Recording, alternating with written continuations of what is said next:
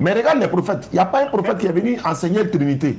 Il n'y a pas un prophète qui a enseigné la Trinité. Il n'y a pas un prophète. Tous les prophètes ont enseigné l'unicité. Mais d'où vient la Trinité? Est-ce que ça vient de Dieu? Est-ce que la Trinité vient de Dieu? Non. Mais ça vient de qui? Ça vient des hommes. Mais pourquoi elle a été introduite dans l'enseignement qui te concerne aujourd'hui? Est-ce que vous comprenez? Oui. Voilà un peu ce que je vais vous dire. Maintenant, parlant de l'islam. Nous, par exemple, en islam, nous disons que par rapport aux autres religions, l'islam est au-dessus de toutes les religions. Allah dit dans le Coran, il dit Allah a envoyé sa religion pour la placer au-dessus de toute religion en dépit de la version des mécréants ou encore des associateurs. Surah 61, verset 8. Allah a dit ça dans le Coran. Il a mis l'islam au-dessus de toute autre religion. Surah 61, le verset 8. Je vais même lire si tu permets. On va lire ça en même temps. Et puis voilà. Ah, Dieu merci que tu as le Coran. Parce que si tu lis le Coran, c'est déjà bon. Surah 61, verset 9. Oui, d'accord, il faut lire. C'est lui qui a envoyé son messager avec la guidée et la religion de vérité pour la placer au-dessus de toute autre religion en dépit de la version des associateurs. Surah 61, verset 9.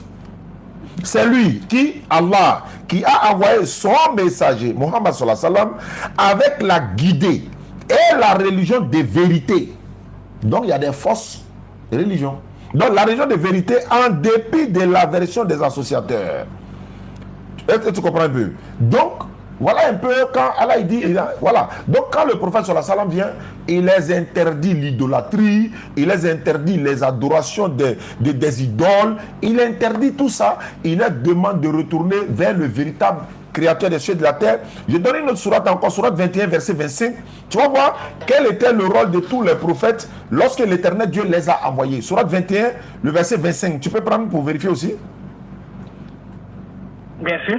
Donc on y va. Sourate 21, le verset 25. Allah dit ceci. Sourate 21, 25. Sourate 21, c'est la sourate qui porte le nom des prophètes. Sourate les prophètes. 21, 25.